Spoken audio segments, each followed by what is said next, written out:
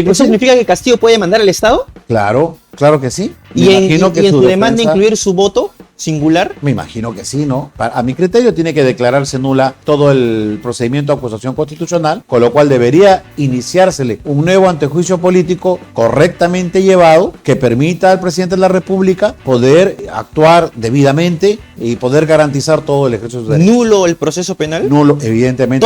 Todo el proceso penal. Que me temo que eso es lo que puede pasar en un tribunal internacional. O sea, lo hubieran puesto en libertad. Sí, claro. ¿No? Dicen, el favorecido Fujimori, sí. Alberto Fujimori, lleva indultado casi 6 años, sin que hasta la fecha se haya hecho efectiva su libertad. Correcto. ¿Puede proceder con una demanda? Ya solicitar una indemnización eventualmente por estar 6 años, de acuerdo a lo que ustedes indican, indultado, pero... No, bueno, ya eso ya no lo puedo decir porque sé que también le estoy marcando la pauta al abogado para que haga su defensa. Ya eso no puedo decirlo. Caso de Ana Estrada. Me parece bastante complejo o difícil que el Poder Judicial tome una decisión como esta, porque se trata de la anulación de un derecho fundamental, y la anulación de un derecho fundamental tiene que darse a la luz de la interpretación del Tribunal Constitucional. No puede ser una regla convalidada por el Poder Judicial, que es un tema de naturaleza constitucional. Manifiesta usted que la maternidad subrogada está prohibida en el Perú. ¿Es realmente así? ¿Está prohibida la maternidad subrogada o no está regulada?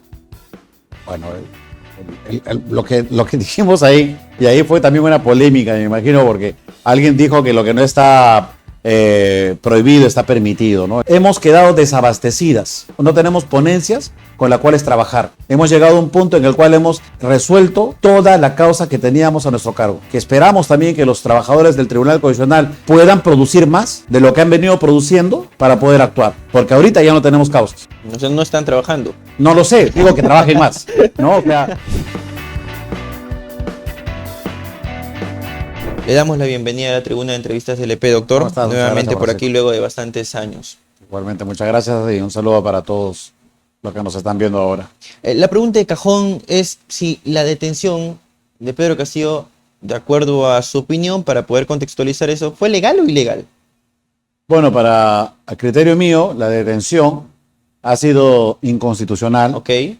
En razón que no se han cumplido los presupuestos que exige la Constitución para la detención de un dignatario, de un presidente de la República que tiene residencia de fuero y un conjunto de prerrogativas. Ahora, sobre la vacancia por incapacidad moral permanente, ¿no hay mayor objeción por su parte? No, porque lo que ocurre... Sino bien sobre el antejuicio. Sí, lo que ocurrió en este caso, ustedes saben, es que el presidente de la República leyó un mensaje a la nación. Correcto. Y en el mensaje a la nación dispuso el cierre del Congreso y la intervención de algunas entidades del Estado. Ese hecho definitivamente es también inconstitucional y genera una responsabilidad de tipo político y de tipo ética. Entonces, es un claro acto que genera per se una vacancia, y una vacancia por incapacidad moral. La incapacidad moral debe también ser conceptualizada en tiempos actuales. Claro, mucho se utilizaba lo moral en el siglo XIX. En el siglo XX, XXI, entendemos que lo moral en el Estado tiene un componente ético, ¿no? Es decir, el comportamiento externo de un dignatario, de un servidor, de un funcionario, de cómo debe cumplir y administrar los servicios públicos. En este caso, una persona que se ha puesto al margen de la Constitución, ha cerrado el Congreso sin tener capacidad para hacerlo, pues entonces ha incurrido en un acto de grave infracción y, por cierto, de incapacidad moral para seguir gobernando. Entonces, de esa perspectiva, todo el tribunal está de acuerdo. El presidente incurrió en una causal de vacancia, incapacidad moral, y ha sido correctamente vacado. Sobre el antejuicio político. Esa es otra cosa, porque ese mismo hecho, que es reprochable desde una perspectiva ética moral, también puede constituir o no un delito. En la tesis del Ministerio Público habría un delito. El asunto es cuál sería el delito por dar un mensaje a la nación, por leer un delito de rebelión, de conspiración. O tentativa de rebelión. Tentativa no existe, ¿no? Pero en rebelión, porque tendría que haber un acto de consumación. O sea, ¿qué es la rebelión? O sea, es alguien que se alce en armas. el que se alce en armas. ¿Los actos de ejecución no podrían subsumirse dentro de la tentativa? Fíjate que en el caso Antauro, por ejemplo, lo condenan precisamente por el hecho de rebelarse en armas, pero también por haber tomado las armas. Entonces, el tomar las armas, sustraer las armas de la comisaría, ya es el delito 1. Y el otro lado, el hecho de haber realizado la revuelta que quedó con la muerte de los policías, es un hecho 2. No es tentativa.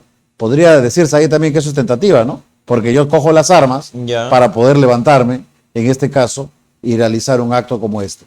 Precisamente aquí es bastante extraño porque a Castillo, al final, la acusación constitucional se le hace por delito contra la tranquilidad pública, abuso de autoridad y conspiración para subvertir el orden constitucional.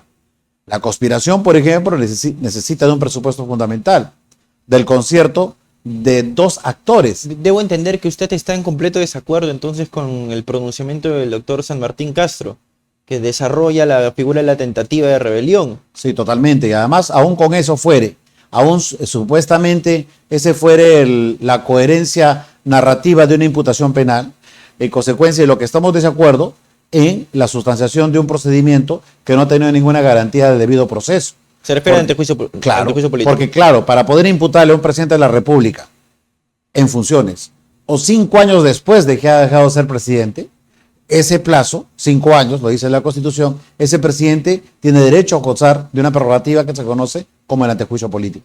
Lo que ocurre aquí es que en el procedimiento de vacancia le han adicionado el antejuicio. ¿Es un antejuicio express? Pareciera, ¿no? O sea, desde las características que se han dado, no es lo mismo una vacancia que un antejuicio. Sus colegas del Tribunal Constitucional alegan de que esto es válido, es legítimo porque se vivía en un clima de normalidad constitucional. Un clima de incertidumbre en donde la defensa de la Constitución primaba. Y es que eso justificaba específicamente Por eso, este antejuicio político. Técnicamente hay una anormalidad constitucional, si quieres llamarlo así. Yo sería muy cuidadoso con ese concepto smithiano, que podría justificar un golpe de Estado también, ¿no? Lo que técnicamente aquí hay, en efecto, ¿no? Una situación grave, una situación insostenible, una situación imprevisible, y por tanto, pues no se podía cumplir cabalmente todo el procedimiento, en este caso de separación del presidente. No se cumplió todo el procedimiento, porque ni siquiera la vacancia, que requiere de un número de votos para la exoneración, se llegó a ese número de votos. ¿105 o 2/3? Sí, 105 para la express, para la rápida. Estamos hablando de la vacancia. No se llegó, pero es entendible. Es entendible por el momento. Pero a lo que quiero llegar, y para que entienda la opinión pública, que no es lo mismo la vacancia que una sustanciación de un antejuicio. La vacancia es un procedimiento más político y más discrecional. El Parlamento aparta a un dignatario porque ya no está en condiciones de ser un dignatario. En este caso ya no está en condiciones de ser presidente. Lo separa del cargo, lo saca del cargo. Entonces eso ha sido válido aún con la falta de votos para poder llegar a hacer un procedimiento rápido. ¿Por qué eso se ha convalidado? Porque sí se votó y sí se llegó a los 2/3 para poder aprobar la vacancia por incapacidad moral. No a los 105, a los 2/3. Los 105 es para hacerlo rápido, o sea, para abreviar plazo. Ahí no se llegó. Pero eso es subsanable porque al votarse la vacancia sí se llegó a los 2/3. No sé si me dejo entender. Sí, o sea, sí. Para hacerlo rápido se requieren 105, pero para aprobar una vacancia se requieren 2/3. Correcto. Y ahora, con el tema del antejuicio político... Es distinto. Ahí sí es totalmente distinto. Porque como te van a imputar un delito, Correcto, sí. Entonces te van a imputar un delito y va a llegar al Poder Judicial tu acusación con la tipificación de determinados delitos, con una determinación eventual de un grado de imputación que puede dar lugar a una detención, a una prisión preventiva, etcétera. Es decir, es un procedimiento no político en su totalidad, sino pues un procedimiento político y jurisdiccional, siguiendo la doctrina de Valentín Paniagua. Allí sí se requiere el cumplimiento escrupuloso de las reglas del debido proceso. Si yo quiero sustanciar un antejuicio por delitos funcionales a un presidente de la República, le tengo que dar derecho de defensa, le tengo que dar tiempo, plazo, le tengo que dar posibilidad de contradicción y le tengo que sustanciar todo un procedimiento con todas las garantías. Aunque se trate de un procedimiento en flagrancia. Ese es otro tema, ¿no? Aún se trata en procedimiento de flagrancia, el presidente está arropado de un conjunto de prerrogativas. El presidente no se le puede tratar como cualquier ciudadano. ¿Por qué? Porque se trata de la máxima figura institucional de un poder del Estado. La pregunta es, Pero no había sido vacado ya. es que el hecho de ser vacado es un tema muy aparte. O sea, el hecho de ser vacado un presidente no significa que a partir del día siguiente a ese presidente se le puede tratar como no se le trata a ningún dignatario. Todo dignatario que ha sido apartado del cargo y va a ser sujeto a un antejuicio, se le debe cumplir la ley de proceso. O sea, no tiene nada que ver una cosa con otro. Al señor PPK, también recuerdan ustedes, Sí. también tuvo un procedimiento que él propiamente aceptó porque lo iban a vacar y después se le hizo el trámite del antejuicio. Aunque se haya convertido, como lo dice la sentencia, en un enemigo de la Constitución, desde el momento en que da el golpe de Estado. Bueno, por eso vuelvo a reiterar, o sea, aquella persona que es declarada incapacidad moral para mantenerse en la presidencia de la República, pues definitivamente tiene severos cuestionamientos con la Constitución. Yo no sé si es amigo o enemigo de la Constitución, sino lo cierto es que lo que se busca es que un procedimiento en un modelo democrático responda a determinados estándares para todos, no para el expresidente Castillo, sino para cualquier ciudadano que llegue a la presidencia de la República. Ahí hay grados de polémica que realmente para nosotros nos parece altamente cuestionables, ¿no?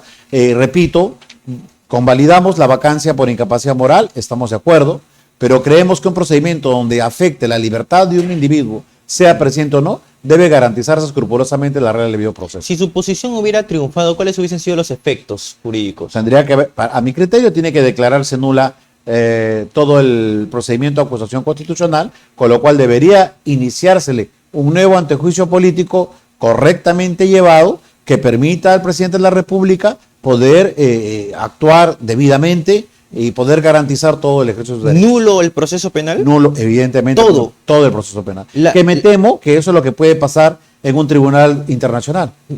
Vamos a llegar a ese punto. Sí. No la sucesión presidencial. No. La Porque sucesión él presidencial estaba vacado. ya no. No. Correcto. Cuando se lo vaca, ¿no pierde la inmunidad? No. ¿O no? Porque la inmunidad la tiene 5 años más, Ujú. después de haber cesado en el cargo. Ya. O sea, lo hubieran puesto en libertad. Sí, claro. Ahora, me indica que esto puede, ¿teme usted que esto pueda Sí, claro, trasladarse porque- a un tribunal en efecto, internacional? porque ¿Eso inclusive- significa que Castillo puede demandar al Estado? Claro, claro que sí. Me ¿Y en, imagino y que en su demanda defensa- incluir su voto singular? Me imagino que sí, ¿no? Me imagino que sí y bueno, veremos qué es lo que dice. Para que esto se contextualice, pedir una indemnización. No sé si el objetivo sea una indemnización, ¿no? Probablemente aquí hay un tema más importante, ¿no? Que es el destino de un expresidente, sobre todo por la imputación de hechos delictivos que pueden llevar una condena, ¿no? A mí me parece bastante forzada, y es por eso que lo dice mi voto, ¿no? De que al presidente se le pueda imputar, por ejemplo, delito de abuso de autoridad o contra la tranquilidad pública. No, o sea, adicional, o sea, tienes ahí un delito de abuso de autoridad 5 años, tranquilidad pública 8 años, conspiración 15, ya tiene 30. Pero en realidad no hay conexión entre los delitos. ¿Qué cosa cometió el presidente de la República cuando mandó un mensaje a la nación? ¿Qué delito? O bien cometió, ya vamos a suponer, pues, un abuso de autoridad, o bien cometió un delito de conspiración. Pero cometer ambos, ya desde ahí hay una deficiencia técnica, que entiendo que debe haberse hecho, porque no hubo en ningún momento una defensa del presidente de la República que diga lo contrario. Bueno, pero la imputación es progresiva, ¿no? No, la imputación que realiza el antejuicio es la que va al Ministerio Público, que tiene que proceder a denunciar con el contenido de la acusación constitucional, la tipificación del delito.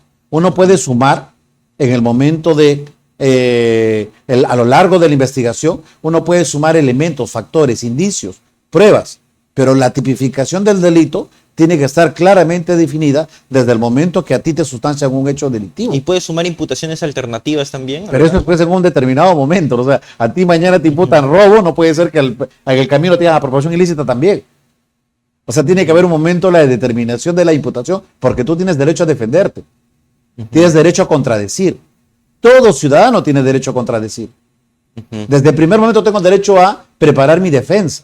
Alguien podría decirle, doctor, pero a ver, si es que Castillo, en el hipotético caso de que acuda a instancias internacionales, pues nos encontraríamos en una situación en donde el Tribunal Constitucional versus, o viceversa, ¿no? Versus la Corte o la Comisión. Pero eso ocurre frecuentemente, ¿no? No es nada extraño. Tribunal del que usted forma parte. Sí, claro. Es que ocurre frecuentemente porque muchos de los fallos que nosotros podemos emitir son recurribles en sede internacional. Ha ocurrido muchas veces y definitivamente pues hay posturas de votos distintos y que definitivamente van a tener una determinada posición en la jurisdicción supranacional. Ujú. Ahora, sobre los delitos en rigor, ¿es competente el Tribunal Constitucional No, para analizarlos? no, pero lo que estamos diciendo, vuelvo a reiterarte, es que de lo que sí en rigor el Tribunal Constitucional es competente es que se sustancie un debido procedimiento desde el momento mismo que cualquier persona se le imputa un determinado delito. Si a una persona se le imputa un delito, tiene que haber un grado de valoración y un procedimiento preestablecido que se cumpla sigilosamente. En este caso, te repito, no ha habido un procedimiento preestablecido que cumpla con un estándar mínimo de garantías. Si a mí me imputan un delito, una denuncia constitucional, tengo derecho a responder. Ya por eso me sacaron del cargo, ya no soy presidente, ya estoy fuera del cargo. O sea, soy un ciudadano más, pero tengo derecho a contradecir porque o puede ocurrir lo que ocurrió, que se ha convalidado una detención. Y otra cosa es ese tema de la detención.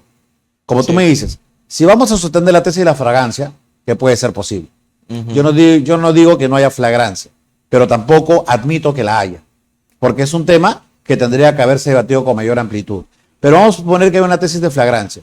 En principio, un presidente de la República no se le puede detener por cualquier policía o se le puede llevar a una carceleta. La tesis de la flagrancia indica que el 89 del reglamento del Congreso no se refiere a delitos clandestinos, más no a delitos en flagrancia. ¿No? Por ende, la detención fue legal, etcétera. Así hubiera sido legal. El presidente no puede ser conducido a una carceleta. El presidente tiene que ser conducido a su fuero. Así como cuando un congresista lo detiene, tiene que llevarlo al Congreso para que éste le levante la inmunidad. En este caso, el presidente tiene inmunidad, tiene una inmunidad especial.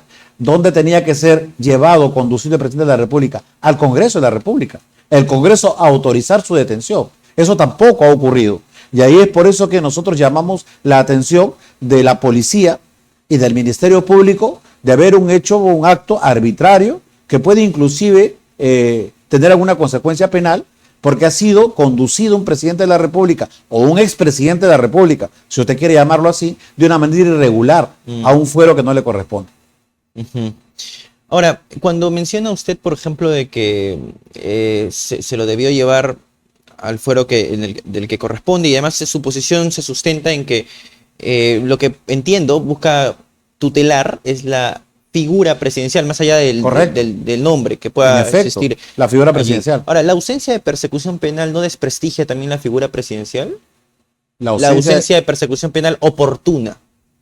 Pero vuelvo a reiterarte, aquí lo concreto es que ya el presidente ha sido retirado del cargo y es un ciudadano más. Ya es un ciudadano más.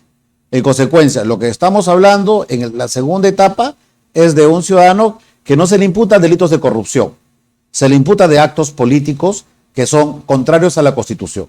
Ha decidido realizar un acto político altamente reprochable. Entonces, no es propiamente un delito de corrupción, no es un delito de esa naturaleza, es un delito que tiene incidencia de carácter político. Entonces, lo mínimo que puede hacer cualquier democracia es garantizarle un conjunto de reglas que permitan a ese dignatario poder defenderse y poder sustentar su postura.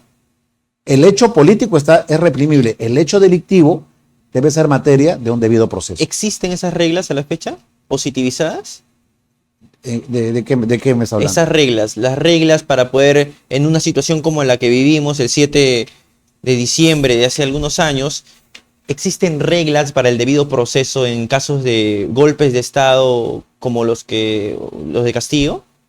No, bueno, estamos hablando, repito, de un hecho, de una quiebra, de una ruptura de un orden democrático, etcétera, y por tanto el mecanismo correctivo, porque es un hecho político, es la separación del presidente. Pero para imputarle un delito tiene que haber un conjunto de garantías, eso es reglas de derecho penal. Inclusive sí está contemplado el Código Procesal Penal, porque hay reglas para el procesamiento de altos funcionarios del Estado. Estamos hablando de un presidente de la República. Estamos hablando de un presidente de la República que de algún modo tomó una decisión política. Imputarle un delito tiene que tener un conjunto de garantías mínimas. Y ahí nos ponemos a reflexionar. Conspiración requiere para un golpe, requiere pues con la concertación con alguien con capacidad de poder tomar las armas. ¿Quién más está imputado con ese nivel de capacidad como presidente de la República? Bueno, Vuelvo a reiterar. la lógica es que es jefe de las Fuerzas Armadas, ¿no? No está, pues. No está imputado. No está comprendido en esto. No hay nadie. O sea, ni siquiera hay un personal de serenazgo implicado en este acto conspirativo. No lo hay. Entonces, vuelvo a reiterar, no sé si habrá conspiración. No estoy diciendo que el presidente es inocente. Lo que estoy señalando es que todo eso tiene que estar debidamente sustanciado en una acusación constitucional que tiene que haberle garantizado todas las reglas básicas para poder adecuadamente procesarlo penalmente si es que así considere. Y ahora, con relación a la tentativa de rebelión, lo que se ha desarrollado en algunas resoluciones es que se iniciaron los actos de ejecución, ¿no? Pero no se produjo el levantamiento armado. ¿Cuál fue el acto de ejecución que se inició? El acto de ejecución, el discurso, la exhortación. Pero el Código Penal, yo ahorita, ustedes que han publicado un Código Penal, ahorita revisamos la hoja correspondiente de rebelión y ahí dice el que se alce en armas. No responde a título de tentativa. No sé, yo tengo algo de conocimiento, porque he sido discípulo de Raúl Peña Cabrera, de que los delitos son típicos y tiene que haber una estructura típica que encaje directamente un comportamiento, porque de lo contrario, realmente qué miedo que tengamos un sistema de justicia que jurisprudencialmente establezca la creación de tipos penales con las cuales te pueden llevar a la cárcel. Yo tengo que saber cuál es el delito desde que leo mi código. Si el código dice el que se alce en armas, ¿dónde está el grado de ejecución? ¿El señor fue al cuartel? ¿El señor pidió las armas a la policía que lo apoyaba?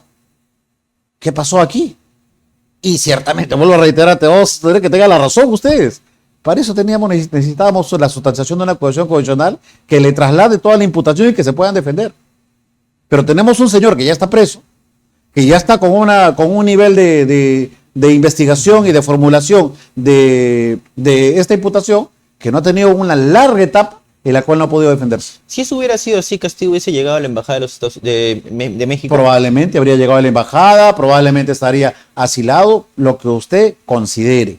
Ese es otro tema.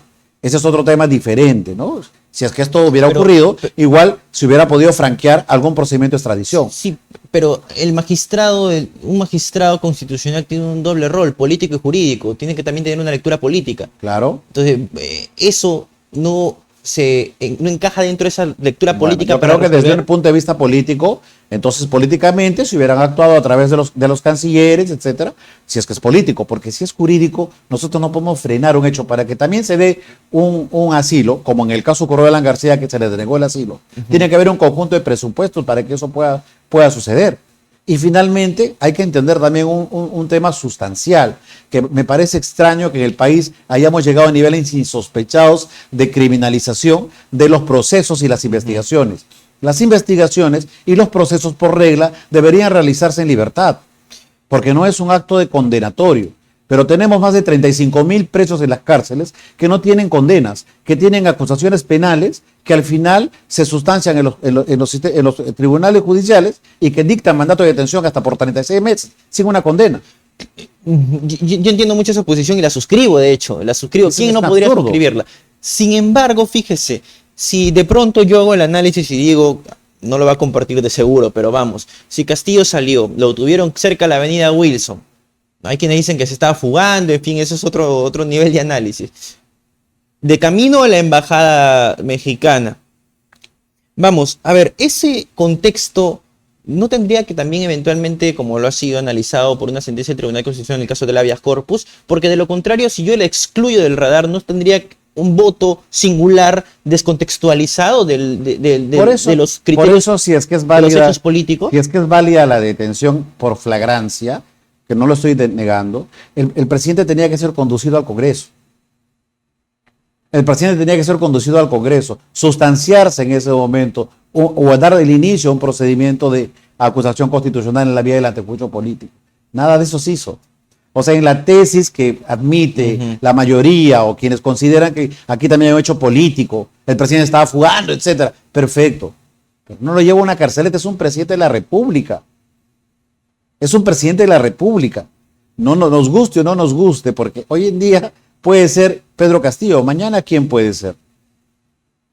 O sea, hay que cuidar la institución más importante que tiene el constitucionalismo peruano, que es el presidente de la República, aún que elegimos siempre mal, usualmente, pero es una institución tutelar en nuestro sistema político.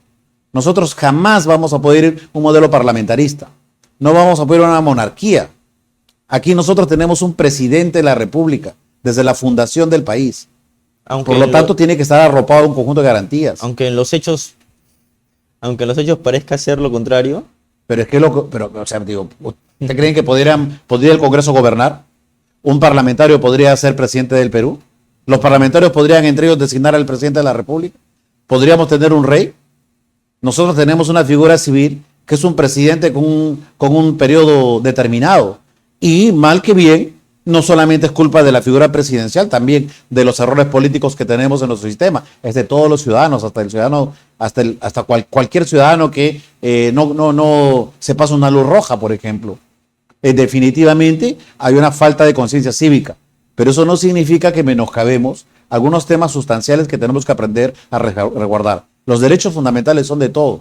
La regla de debido proceso están ligados a la pérdida de libertad o el estatus de un ciudadano. Eso es trascendental, es fundamental. Y las instituciones también tienen un conjunto de prerrogativas que tienen que cumplirse y eventualmente evitar cualquier tipo de abuso. En su voto, usted exhorta al Congreso de la República a tomar medidas correctivas, ¿correcto? Sí, claro. Sí. ¿Cómo debe ser leído eso? Yo creo que de aquí en adelante. No. Yo creo que debiera hacerse un nuevo juicio, un nuevo proceso de acusación condicional al expresidente Castillo. Yo creo que, aunque haya una sentencia del Tribunal Constitucional que es un órgano de cierre mayoritario. Bueno, ya, pues, es mi sugerencia, ¿no? Es mi sugerencia. Probablemente yo soy el único que votó bajo esta perspectiva, pero yo creo que más bien el Congreso puede advertir que aquí cometió un error grave al no darle posibilidad de contradicción o garantía de derecho de defensa.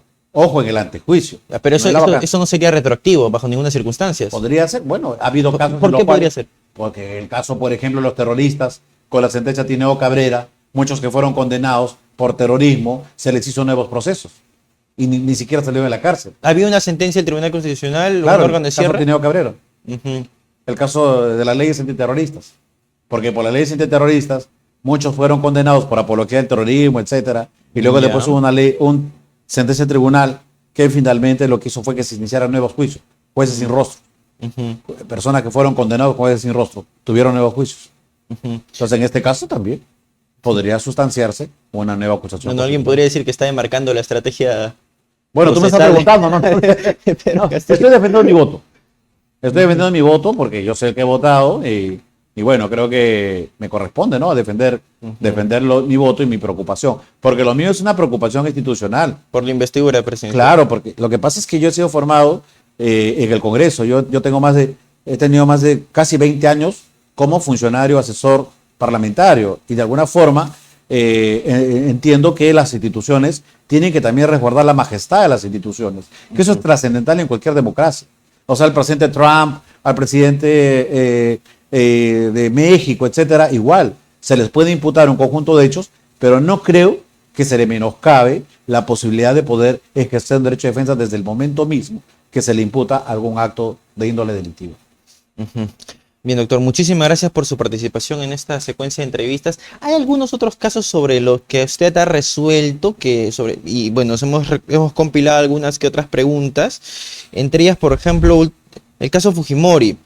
Mire, en la resolución del Tribunal Constitucional sobre la liberación de Alberto Fujimori, el fundamento jurídico número 13 señala a la letra lo siguiente.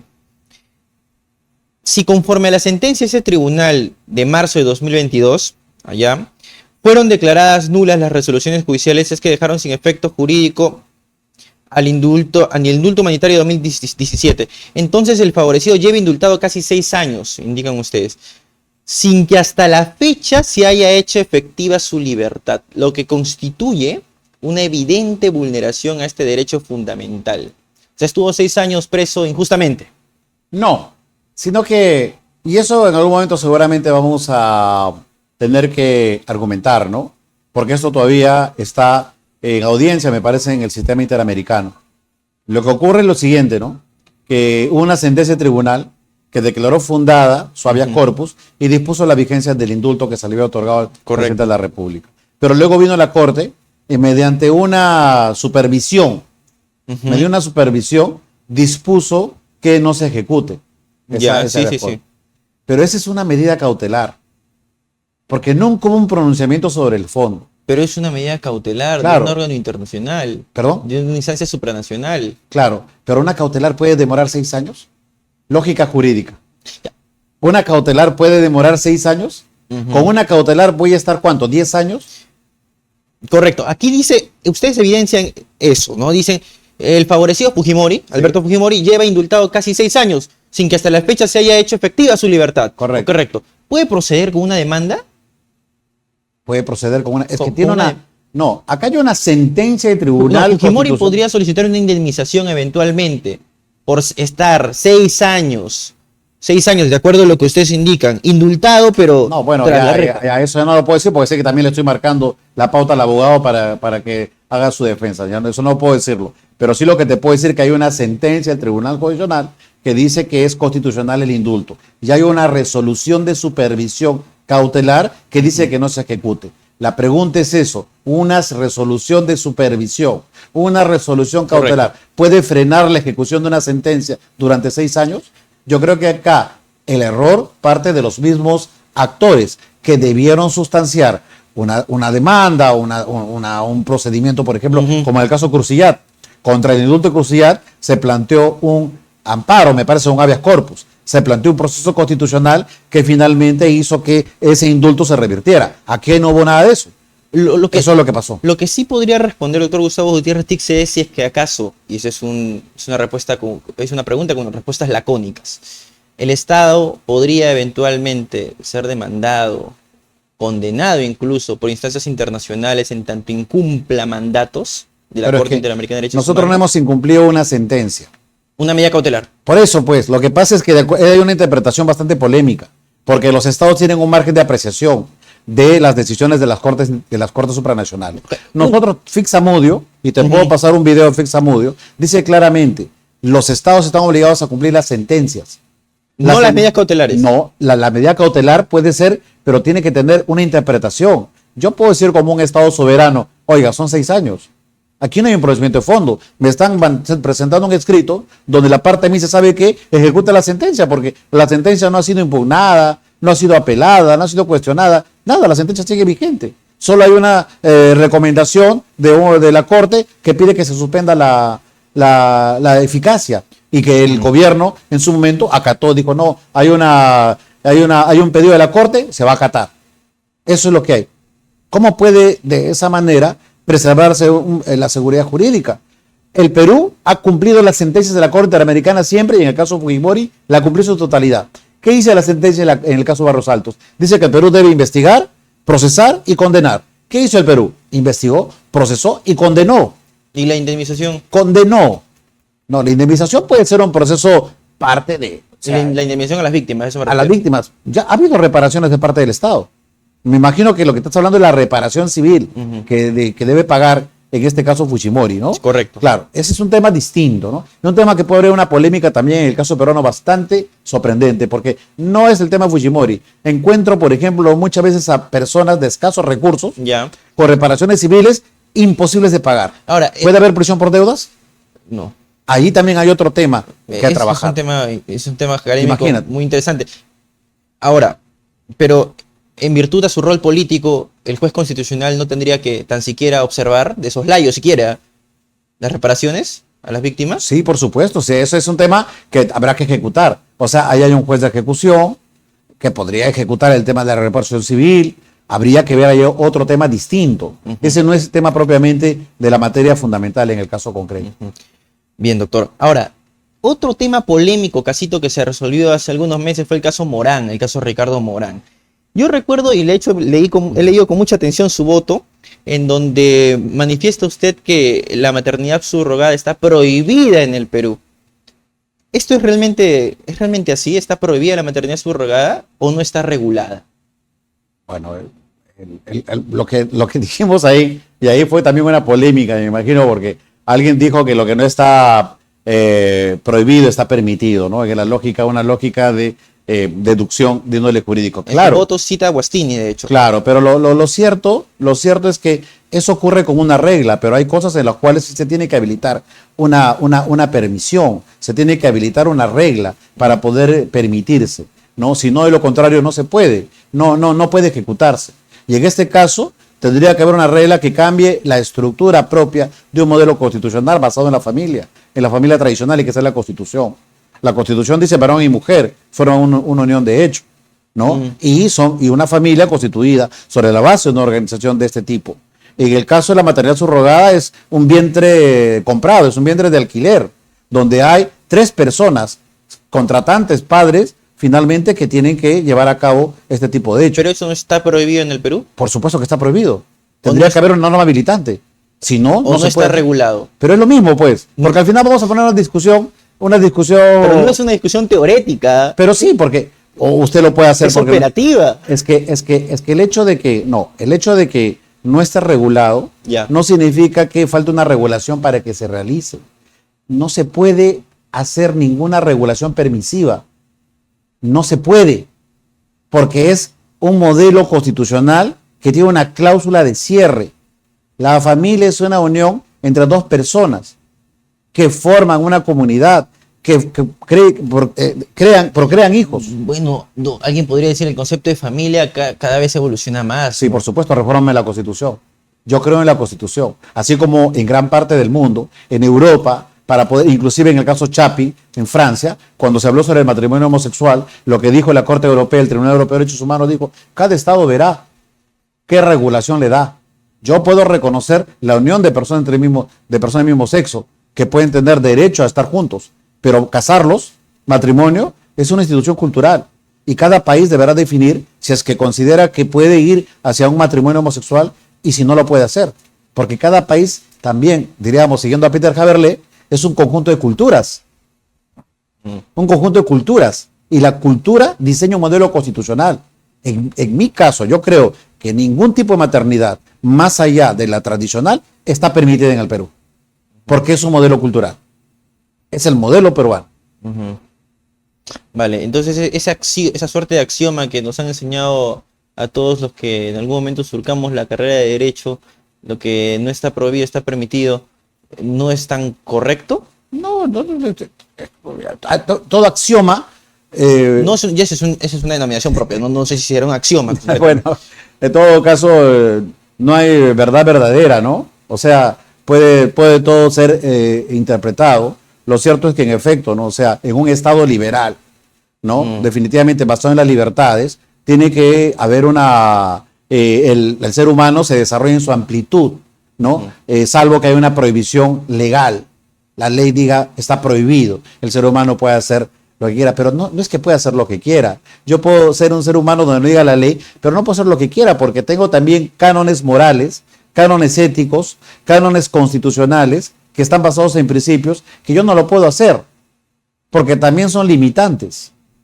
Son limitantes, no sé, yo puedo andar desnudo por algún lugar propiamente en mi casa, pero puede ser eso también un acto inmoral que pueda ser censurado por el edificio donde vivo. ¿Hay algún análisis de ese tipo en el caso de la maternidad subrogada en su voto? Yo creo que hay algo se dice, ¿no? Lo concreto es que el mensaje básicamente ha sido que definitivamente un acto como este que transforma el modelo cultural de la familia tiene que estar debidamente regulado. Necesitamos, en todo caso, ir a ese debate. Y ojalá más bien lo debatamos abiertamente en el Parlamento, probablemente, porque sería una reforma de la Constitución que nos permite este tipo de hechos que son bastante peligrosos. Hay varios reportes, inclusive el Vaticano se ha pronunciado, de que muchas veces esta compra de niños, porque son compra de niños, yo compro óvulos, etcétera, alquilo un vientre de una persona, al final terminan siendo dedicados al turismo sexual, al tráfico de menores, ¿no? Generándose todo un grave problema institucional. Y para finalizar, doctor, la transmisión, hay un caso que hace unos días, ¿no? O sea, ha sido materia de comentarios en diferentes medios de comunicación que alude a la eutanasia, ¿no? Es un caso que usted no ha llegado a conocer, ¿no? Porque no ha llegado al Tribunal Constitucional, el caso de Ana Estrada. Sin embargo, sí queríamos preguntarle su apreciación sobre el caso o sobre la eutanasia. Depende de lo que usted desee platicarnos, porque entendemos que hay un caso que puede que llegue al Tribunal Constitucional. Claro. Bueno, es que en realidad puede llegar al tribunal. Yo lo que he planteado el otro día es que me parece bastante complejo o difícil, no solamente la eutanasia como tal, sino también que el Poder Judicial tome una decisión como esta, que en todo caso corresponde al intérprete de la Constitución o al poder de reforma de la Constitución, porque se trata de la anulación de un derecho fundamental, y la anulación de un derecho fundamental tiene que darse a la luz de la interpretación del Tribunal Constitucional. ¿Por qué digo la anulación? Porque el concepto fundamental de un modelo constitucional es la vida.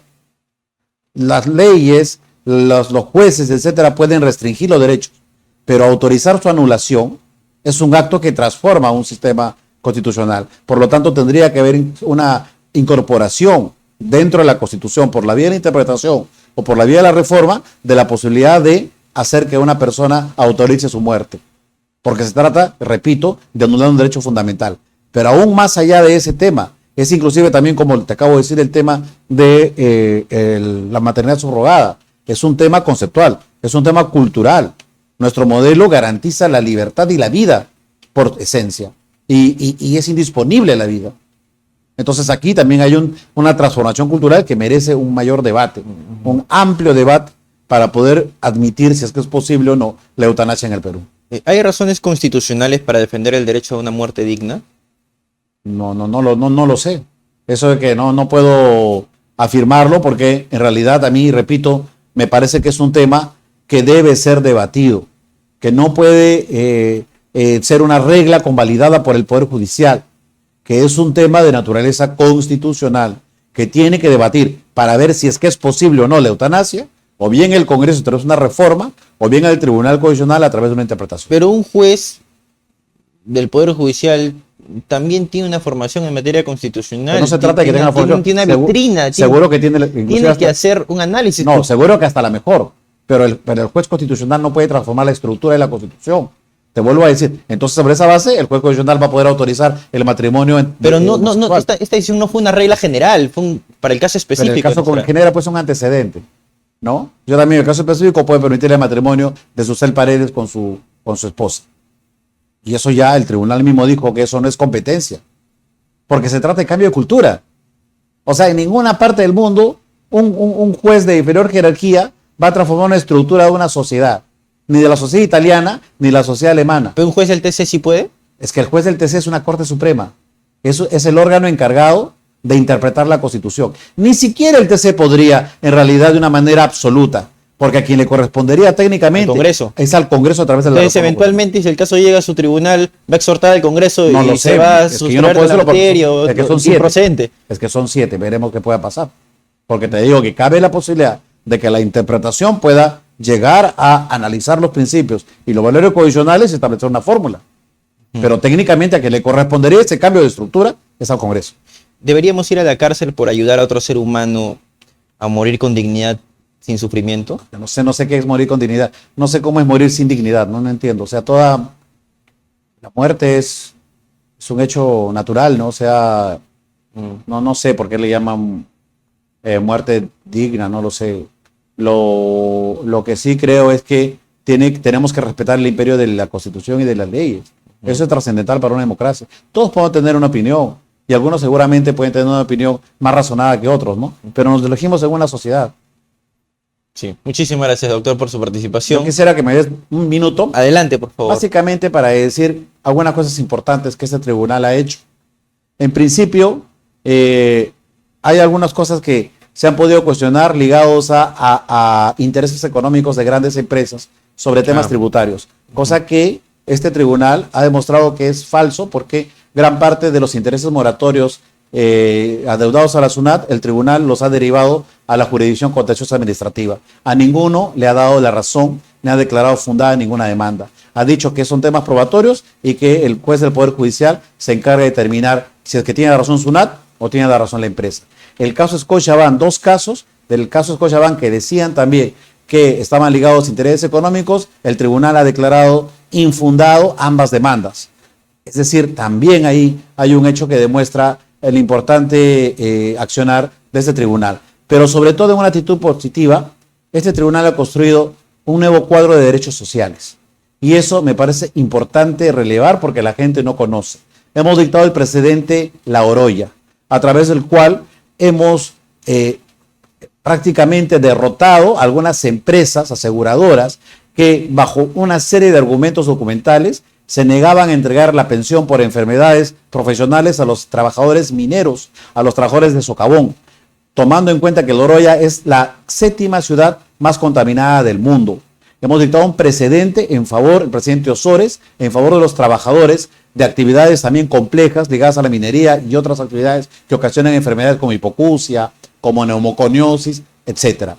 Hemos dado una sentencia para también equiparar los derechos pensionarios del hombre con el de la mujer, sobre normas que hacían discriminación en perjuicio del hombre, porque solo se daba pensión total al hombre, pero no a la mujer. Ese tema hemos establecido una regla para que puedan darse a todos. Estamos trabajando el tema de los pescadores también como una situación de necesidad frente a la pérdida de la capacidad adquisitiva de sus salarios y pensiones. Es decir, hay un conjunto de sentencias que seguramente ustedes las revisan en materia de hechos sociales que estamos trabajando permanentemente y esperamos este año avanzar mucho, porque se trata de temas importantes en un Estado constitucional, sí. No solamente la libertad, sino también los derechos a la salud, a la pensión, a la educación. Hemos tenido casos también de temas de educación, de personas que han sido retiradas de las escuelas de policía, personas que por un tema de un tatuaje también han sido expulsados, sí, etcétera. Correcto. Y todos esos temas también son sustanciales.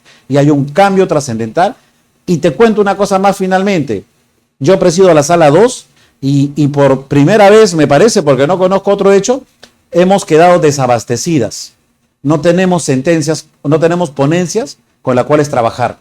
Hemos llegado a un punto en el cual hemos resuelto toda la causa que teníamos a nuestro cargo. O sea, no tenemos ponencias y hemos tenido que enviar un oficio al presidente para que las comisiones de trabajo, que esperamos también que los trabajadores del Tribunal Constitucional actúen así como lo estamos haciendo nosotros, puedan producir más de lo que han venido produciendo para poder abastecer a la sala 2 que yo presido para poder actuar. Porque ahorita ya no tenemos causas. O sea, no están trabajando. No lo sé, digo que trabajen más. No, o sea, no digo que no estén trabajando, lo que digo es que también hay que ponernos al hombro, ¿no? Se trata de la justicia constitucional. Correcto. Es inadmisible e insostenible tener causas del año 2021. Ahora lo que estamos haciendo es causas del año 2021, causas de personas mayores de 80 años, se tienen que resolver inmediatamente. Y finalmente, a efectos de poder trabajar adecuadamente, es que, por ejemplo, quien les habla tiene el despacho con las puertas abiertas. Yo recibo semanalmente a cerca de 50 personas, a todos los recibo, unos minutos les doy para que puedan contarme el caso. ¿Hay casos como esos antiguos en donde les ha tocado sustraerse la materia porque el justiciable ya falleció? Hay casos como ese, y eso es lamentable. Hay casos en los cuales el justiciable ha fallecido. Y a veces no se ha entendido a lo largo, porque los anteriores tribunales que hacían, no sé si recuerdas, tenían la famosa sentencia interlocutoria denegatoria, que al final no veían nada. Simplemente lo rechazaban todo por una cuestión de trámite. Pero hay casos en los cuales realmente preocupa la necesidad, y eso también invocaría a los asesores, ¿no? Nuevamente al personal del tribunal, que salga a conocer el país. Porque muchas veces la justicia es muy fría y no advierte que, por ejemplo, un comunero puede estar viviendo en Cerro de Pasco o puede estar viviendo en las alturas de Arequipa, y traerlo porque no vino a un examen, etcétera, no significa que su derecho no sea justo, sino muchas veces las dificultades, inclusive geográficas, y también los problemas sociales, culturales que pueden hacer y que necesariamente tenemos que asumir para hacer una justicia oportuna. Mi doctor, muchísimas gracias. Ojalá podamos tenerlo más seguido por aquí para platicar de esas sentencias ya resueltas y de las que seguro van a estar resolviendo en los próximos meses. Esperamos.